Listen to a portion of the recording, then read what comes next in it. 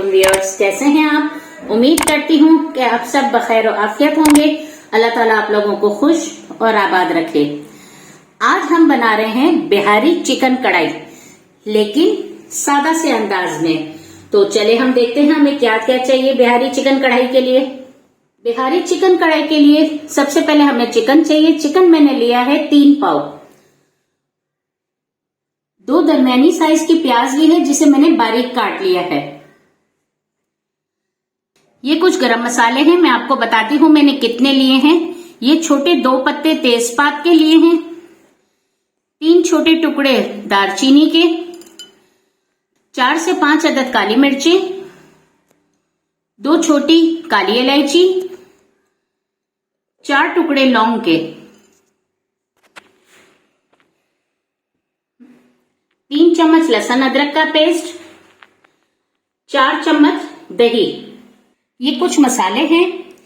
1 चम्मच कश्मीरी लाल मिर्चें, 1 चम्मच जीरा, 1 चम्मच कुटी लाल मिर्चें, 2 चम्मच कसूरी मेथी, 1 चम्मच धनिया पाउडर, 1 छोटा चम्मच काली मिर्चों का पाउडर, 1/4 चम्मच हल्दी पाउडर, 1 चम्मच नमक आप अपने टेस्ट के हिसाब से भी डाल सकते हैं, 1 चम्मच गरम मसाला, 1 बड़ा चम्मच बिहारी मसाला। तो चलते हैं हम अपने नेक्स्ट स्टेप की तरफ। कुकिंग के लिए सबसे पहले मैंने 4 चम्मच तेल लिया था जिसे मैंने गरम कर लिया है। अब मैं इसमें गरम मसाला डालूंगी, लौंग, काली मिर्चें, तेजपात और दालचीनी। इनको थोड़ा सा मैं भून लूंगी। देखिए मैंने बहुत ज्यादा गरम तेल में नहीं डाला, क्योंकि बहुत ज्यादा गरम तेल में हम डालेंगे तो ये एकदम से जल जाएंगी। मैंने उसे सिर्फ हल्का सा गरम किया था। ये देखें अब ये फूटना शुरू हो रही है इस तरह। अब इसको जरा सा मैं भूनूंगी ताकि इसकी खुशबू निकलने लगे। डायरेक्ट घी में या तेल में आप गरम मसाला डालें, उसका टेस्ट बहुत अच्छा आता है, उसकी खुशबू बहुत अच्छी आती है और आपके खाने का जायका बिल्कुल चेंज हो जाता है। आप बाद में गरम मसाला डालें उसका अलग टेस्ट है, लेकिन पहले डालें उसका अलग टेस्ट है। तो देखें अब ये गरम हो चुके हैं और ये यानी भून रहे हैं और इनकी खुशबू भी आने लग गई है। ठीक है, तो अब मैं इस स्टेज पर इसमें प्याज डालूंगी।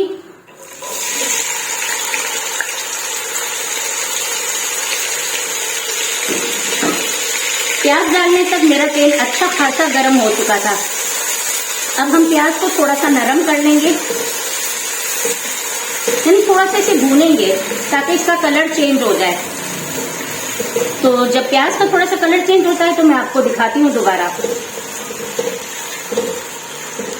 तो देखिए प्याज का कलर चेंज हो गया है, हल्का हल्का गोल्डन ब्राउन हो रहा है और इस वक्त आप इसकी खुशबू महसूस करें, बहुत अच्छी आ रही है क्योंकि गरम मसाला अंदर डला हुआ है और बहुत अच्छी खुशबू आ रही है। अब इस स्टेज पे आके मैं लहसुन अदरक का पेस्ट डालूंगी इसमें। लहसुन अदरक का पेस्ट डालने के बाद मैं इसे थोड़ा सा मिक्स कर लूंगी। बहुत जबरदस्त, सुभान अल्लाह, अल्लाह की शान देखिए कि उसने हमारे खानों में कितनी खुशबुएं दी हैं। लहसुन अदरक की खुशबू, गरम मसाले की खुशबू, प्याज भूनने की खुशबू, सुभान अल्लाह। तो जी प्याज, लहसुन, अदरक सब हमारा भून चुका है। अब हम इसमें तमाम मसाले डालेंगे। मिर्चें, जीरा, कुटी हुई लाल मिर्चें, गरम मसाला, नमक, बिहारी मसाला, कसूरी मेथी और हल्दी, सफेद जीरा, धनिया, ये तमाम मसाले जो मैंने आपको इंग्रेडिएंट्स में बता दिए हैं वो मैं इसमें डाल रही हूँ।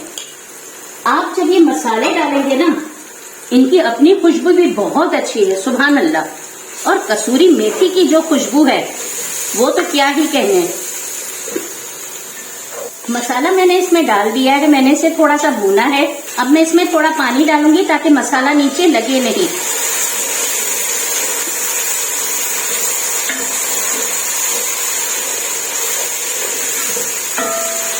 دیکھیے مسالہ میرا کتنا اچھا کلر ہو گیا اس کا، براؤن براؤن. اب اسے تھوڑا سا بھون کے میں اس میں یہ دہی ڈالوں گی.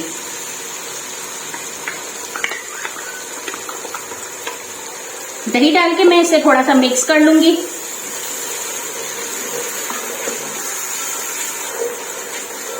دیکھیں مسالہ کتنا اچھی طرح جلدی سے ہی بھون گیا ہے کہ تیل اوپر پہلے ہی آ گیا ہے، لیکن ابھی بھی یہ تھوڑا سا کچا ہے.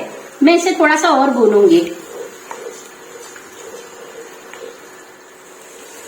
تو جی مسالہ ہمارا بالکل بھون چکا ہے اور تیل دیکھیے کتنا اچھی طرح سے اوپر آ گیا.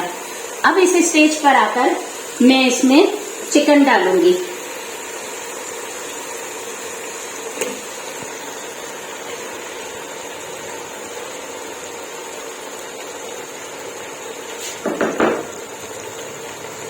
چکن ڈالنے کے بعد اب میں اس میں ممتاز بٹر ڈالوں گی. ممتاز بٹر میں اس لیے ڈالوں گی کہ اس میں نمک نہیں ہوتا، اور اگر کسی کا بی پی ہائی ہے تو وہ مکھن نہیں کھا سکتا، تو لیکن ممتاز بٹر وہ لے سکتا ہے. کیوں کہ اس میں نمک نہیں ہے. میں نے اس میں 2 چمچ یہ بٹر ڈال دیا ہے اور اب اسی بٹر کے ساتھ میں چکن کو بھون لوں گی. تو بٹر کے ساتھ میں اسے ابھی تھوڑا سا بھون لوں گی تاکہ چکن کا تھوڑا اپنا پانی بھی چھوڑ دے چکن، اور بٹر بھی میلٹ ہو جائے. تو چکن نے ہمارا پانی چھوڑ دیا ہے اور کافی اچھی طرح سے نرم بھی ہو چکا ہے. اب اس اسٹیج پر آ کر میں اس میں پانی ڈالوں گی اور پھر اسے اس وقت تک پکاؤں گی جب تک چکن گل نہ جائے. تقریباً 1 گلاس پانی میں اس میں ڈالوں گی. پانی ڈالنے کے بعد میں نے اسے اچھی طرح سے مکس کر دیا ہے. آپ دیکھیں کسوری میتھی اوپر سے جو نظر آ رہی ہے ویسے ہی وہ کتنا اچھا لگ رہا ہے، کتنا اچھا لک آ رہا ہے، اور بہت اچھی خوشبو آ رہی ہے. آپ یقین مانیں کسوری میتھی اور چکن بٹر سب کی بہت اچھی خوشبو آ رہی ہے. اب اس کو ابال آ جائے گا تو میں اسے ڈھکن ڈھانپ کے 10 منٹ کے لیے پکنے دوں گی.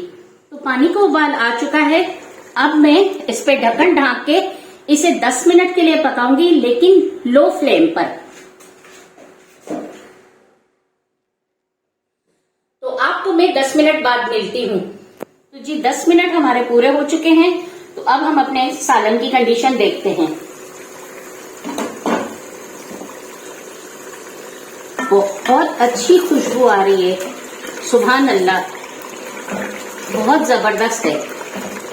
تو جی ہماری بہاری کڑھائی ریڈی ہو چکی ہے اور اب ہم اسے ڈش آؤٹ کر لیں گے.